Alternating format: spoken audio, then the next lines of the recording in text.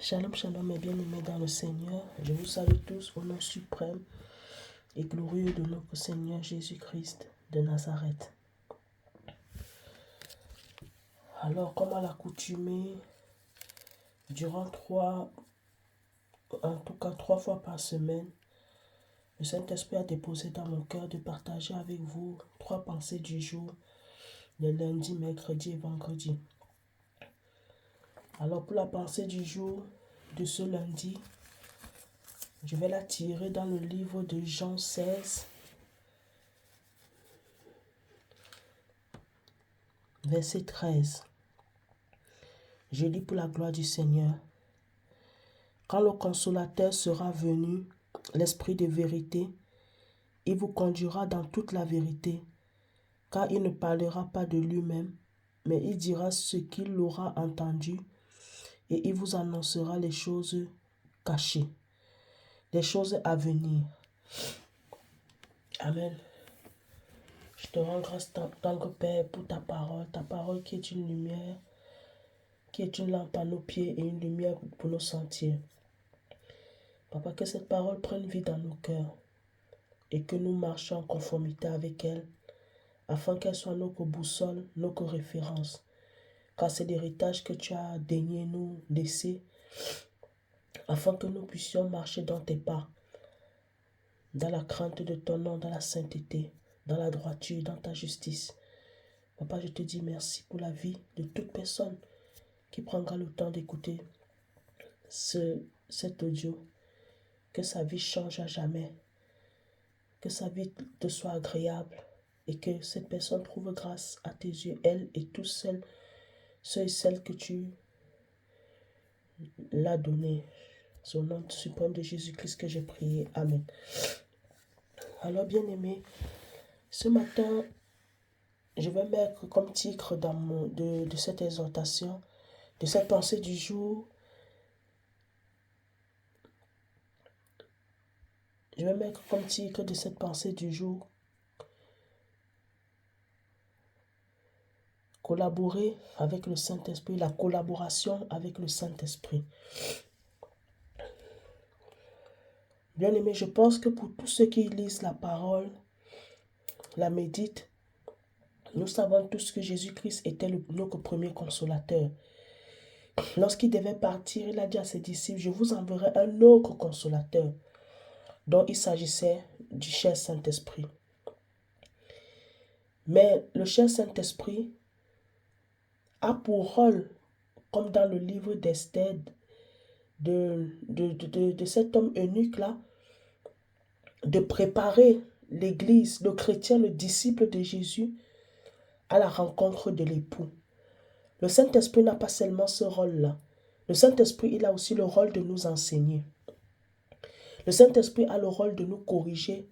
Le Saint-Esprit a le rôle de rendre manifeste les dons spirituels et de rendre manifeste aussi le fruit de l'Esprit et ses manifestations avec notre collaboration, avec notre part à faire. Ici, quand je parle de collaboration, c'est tout simplement notre part. Parce que le Saint-Esprit ne travaille pas seul. Dieu ne travaille pas seul. Jésus-Christ a dit, je vais. Vous ferez les mêmes choses que j'ai faites et vous en ferez même encore des grandes. Quand nous voyons Jésus, Jésus était sur la terre, mais il savait qu'en partant, il allait laisser une relève. Sa relève, c'était ses disciples. Jésus a fini sa mission de venir nous réconcilier avec le Père, de venir rendre manifeste l'aide de la grâce. Maintenant, nous sommes dans un ère où nous prenons la relève. Les disciples de Jésus ont pris la relève. Nous aussi, nous prenons la relève. Parce que l'évangile doit continuer à être proclamé. Parce que l'évangile doit continuer à être annoncé. Parce que Dieu, Jésus-Christ doit être connu aux yeux de tous les hommes. Voilà pourquoi il est important que chacun de nous, nous puissions être conscients de la place, du rôle de l'intérêt que Dieu a vis-à-vis de nous dans l'annonce de l'évangile, de la bonne nouvelle. Ce matin, je veux m'accentuer dans collaborer avec le Saint-Esprit. Bien-aimé, quand on te dit collaborer avec le Saint-Esprit, c'est tout simplement te dire investir, avoir une relation saine, avoir une relation construite, que nous-mêmes nous entretenons. Le rôle du Saint-Esprit, ce n'est pas seulement à lui de faire la part des choses. Nous tous, nous avons notre part à faire. Lorsque nous collaborons avec le Saint-Esprit, ça va nous faciliter, même dans les temps difficiles de nos propres vies, même dans les temps compliqués comme nous voyons, comme le monde va de mal en pire. Ça va nous aider à marcher avec assurance, sans la crainte. Nous allons plutôt être des havres de paix. Quand tu collabores avec le Saint-Esprit devient un partenaire de vie pour toi. Ta vie commence à refléter. Tu verras que toi-même, ta propre vie, tu ne la banaliseras plus. Tu prendras ta vie au sérieux. Le rôle du Saint-Esprit dans nos vies est de venir établir la vérité. C'est écrit, hein? Mais comment le Saint-Esprit peut venir établir la vérité dans le cœur d'une personne qui n'a pas soif de la vérité? Le Saint-Esprit veut collaborer avec tous les hommes. Mais le Saint-Esprit collaborera avec les hommes qui l'ouvrent son cœur. Collaborera avec l'homme qui lui ouvrira son cœur. L'homme qui voudra collaborer avec lui. Bien-aimé, le Saint-Esprit ne viendra pas comme ça, te dire je veux collaborer avec toi. Non. Tu dois avoir quelque chose en toi, un signal qui lui fait comprendre qu'elle est disposée à ce que elle et moi, nous puissions collaborer ensemble. C'est une question d'alliance avec le Saint-Esprit. C'est une question d'alliance. Collaborer avec le Saint-Esprit. Nous collaborons avec le Saint-Esprit parce qu'il est l'Esprit de vérité. Lorsque nous voulons collaborer avec le Saint-Esprit doit trouver en nous son caractère, sa nature. Tu ne peux pas dire que tu veux collaborer avec le Saint-Esprit, lui qui est la vérité, mais toi tu es menteur. Tu ne peux pas dire que tu veux collaborer avec le Saint-Esprit, mais tu n'aimes pas être enseigné. Tu n'aimes pas la parole de Dieu. Tu ne peux pas dire que tu veux être collaborateur avec le Saint-Esprit sans connaître le Saint-Esprit. Justement, la collaboration avec le Saint-Esprit nous amènera à chercher, à soupirer, à avoir la soif de connaître le Saint-Esprit. Non seulement dans l'apparence, mais dans les profondeurs. Dans les profondeurs, nous allons chercher à connaître qui est réellement le Saint-Esprit. Qui est la personne du Saint-Esprit. Lorsque tu collabores avec le Saint-Esprit, même dans tes temps difficiles, beaucoup de chrétiens aujourd'hui n'arrivent pas à vaincre certaines choses dans leur vie, vaincre le péché, vaincre même les hommes forts de leur famille, parce qu'ils n'arrivent pas, parce qu'ils ne veulent pas collaborer avec le Saint-Esprit. Le Saint-Esprit n'est pas seulement là pour te donner les dons spirituels. Le Saint-Esprit est aussi là pour te donner, pour t'aider, pour te faciliter la tâche dans ta part de manifester le fruit de l'Esprit et ses manifestations. Le Saint-Esprit est là pour t'aider à te préparer pour ton éternité. Pour l'avènement du Saint-Esprit. Mais pour qu'il parvienne à le faire, tu dois collaborer avec lui. Nous devons collaborer avec lui. Le Saint-Esprit ne va pas venir dans la vie d'une personne qui ne veut pas de lui, qui ne le désire pas, qui ne le cherche pas, qui ne soupire pas après lui. Quand le consolateur sera venu, même pour être consolé, il faut que tu connaisses que Jésus et le Saint-Esprit a pour nature, identité, le consolateur. Hein?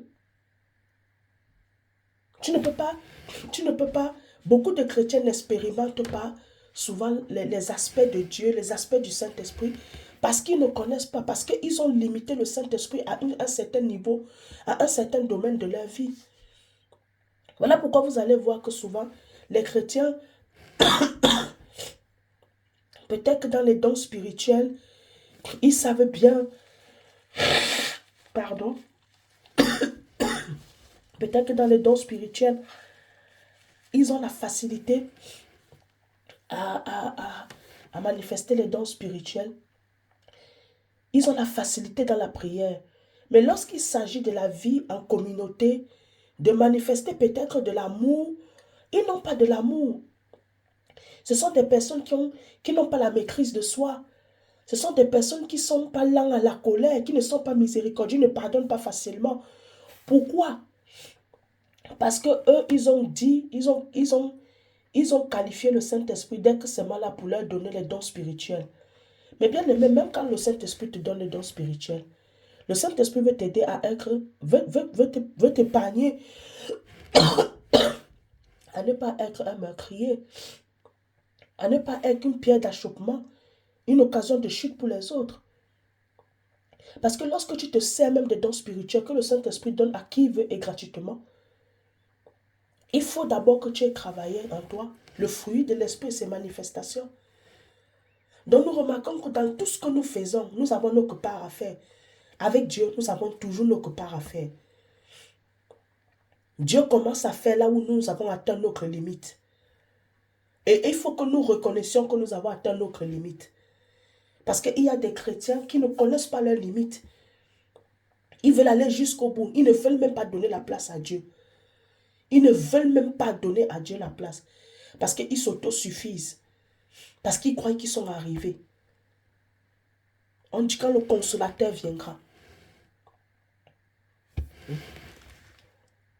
Quand le consolateur sera venu, l'esprit de vérité.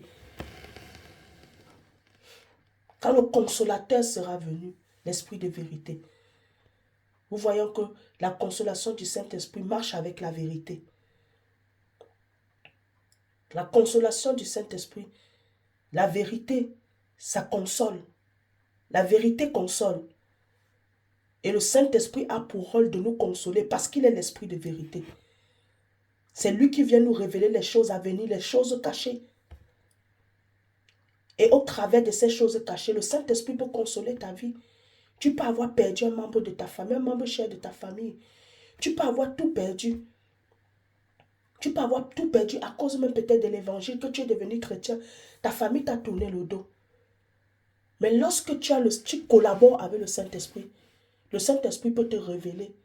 Peut-être que dans 2 ans, 3 ans, 5 ans, ce qui va arriver dans 2 ans, 3 ans, 5 ans, que ta famille des membres de ta famille vont se convertir.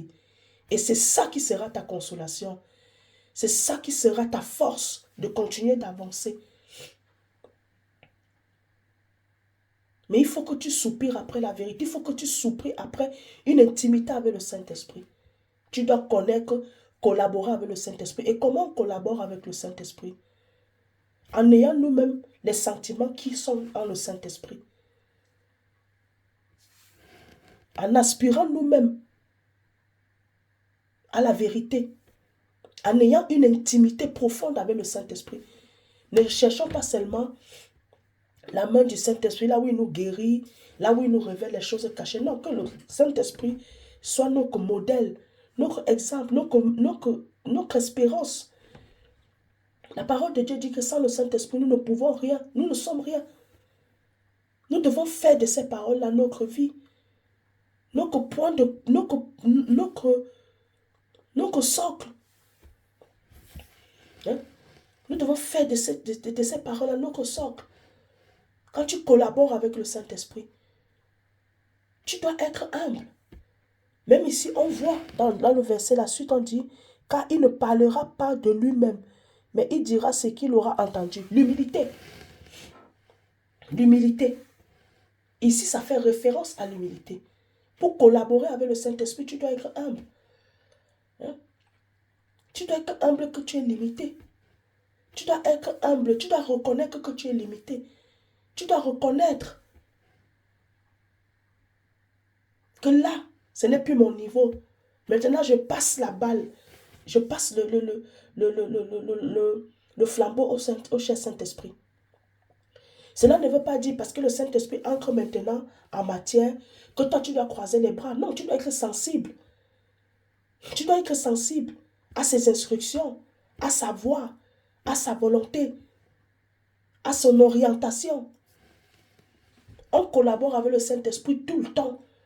Ce n'est pas comme dans ce monde, on va voir, dès qu'on finit de collaborer, peut-être que dans une affaire, on se sépare, ou bien quoi que ce soit. Non. Avec le Saint-Esprit, on collabore toute notre vie, jusqu'à la fin de notre vie. Donc c'est une relation infinie. Il y a une date de commencement, il n'y a pas une date de fin. Même au ciel, on va continuer à collaborer avec lui. Même au ciel, on va continuer à collaborer avec lui. Tu ne peux pas dire rechercher la vérité, tu ne peux pas dire rechercher la consolation, mais que tu ne soupires pas après la vérité. Tu ne soupires pas après l'obéissance, l'humilité. La parole dit l'humilité précède la gloire.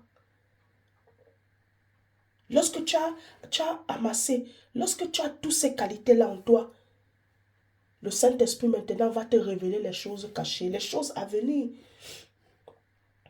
qui ne révèlent qu'aux enfants de Dieu, à ses intimes, ses passionnés. En ce moment, peut-être que tu es à la recherche de savoir où va ta vie, qu'est-ce que Dieu en réserve pour toi. Mais si tu n'es pas en intimité avec le Saint-Esprit, comment tu sauras? Si tu n'as pas une relation ferme, intime avec lui, si tu ne collabores pas avec lui, quand le Saint-Esprit te dit arrête de faire telle chose, renonce à ça, toi tu ne veux pas. Mais tu ne veux pas, tu n'es pas disposé, disponible de collaborer avec lui. Voilà pourquoi ta vie est dans le flou. Ta vie est floutée. Même ta vision est floutée. Tes oreilles sont bouchées. Tu ne l'entends pas. Tu as un manque de connaissance. Parce que tu ne veux pas reconnaître que tu es limité. Parce que tu ne veux pas reconnaître que sans le Saint-Esprit, tu ne peux rien et tu n'es rien. Dans toute chose, il faut la collaboration. La vérité amène la consolation. La vérité amène l'humilité. Tel il est, tel nous sommes. Dieu ne va pas aller travailler avec des personnes qui ne veulent pas le ressembler, qui ne veulent pas être comme lui. Bien-aimé, Dieu ne regarde pas selon l'apparence, comme nous les hommes, nous nous regardons. Dieu regarde au cœur, à la profondeur de nos cœurs. Dieu connaît réellement les personnes qui veulent vraiment lui être agréables, qui l'aiment réellement dans le plus profond de leur cœur. Peut-être qu'aujourd'hui, ces personnes-là sont bizarres, mais Dieu lui sait. Regardons, prenons l'exemple de l'apôtre Paul. Prenons l'exemple de l'apôtre Paul. Prenons l'exemple de Zachée. Prenons même l'exemple de Matthieu, le collecteur d'impôts. Ce sont des personnes que quand on les voyait, on pouvait s'imaginer. Mais non, Dieu qui sonde les cœurs et les reins connaissait que ceux-ci, ça va être mes serviteurs. Ceux-ci même, ceux-ci, ils auront une facilité. J'aurai une facilité j'aurai une facilité de malayer leur cœur. J'aurai une facilité de modeler leur cœur. Il suffit seulement que ces personnes me connaissent, que je me fasse connaître à elles. Elles vont m'ouvrir leur cœur, elles vont me donner sincèrement, entièrement leur cœur. Et c'est ce que l'apôtre Paul a fait. C'est pour cela qu'il y a des choses en vous que Dieu ne va pas forcément enlever. Dieu ne va pas forcément briser. Peut-être qu'il va briser parce que ça vous conduit, vous ne savez pas mener ça à bon escient comme Dieu a donné. C'est comme par exemple Dieu te donne, Dieu t'appelle à être leader. Voilà, Dieu t'appelle à être leader. Mais toi, tu te sers de ce leadership-là pour dompter les autres, pour manipuler les autres, pour créer la division. Mais maintenant, Dieu, qu'est-ce qu'il va faire? Il ne va pas ôter de toi que tu sois leader, mais il va t'apprendre à comment être un leader selon lui. Parce que quand il t'a donné cette grâce-là, quand il t'a fait cette grâce-là d'être leader, c'était pour un but, c'était pour atteindre son but. Donc parfois, souvent, comme quand nous sommes éloignés de Dieu, nous avons des bons fruits en nous, mais ces fruits-là, à cause que nous sommes aveuglés, nous sommes éloignés de Dieu, nous ne nous servons pas de cela à bon escient. Nous faisons du n'importe quoi. L'apôtre Paul était un homme qui avait de l'assurance, qui était ferme dans sa foi. Mais ce n'était pas Dieu qu'il servait. L'apôtre Paul a combattu, a persécuté l'église. Mais quand Dieu là, a gagné le cœur de l'apôtre Paul, quand l'apôtre Paul s'est laissé gagner par Dieu, nous avons vu sur les œuvres de l'apôtre Paul.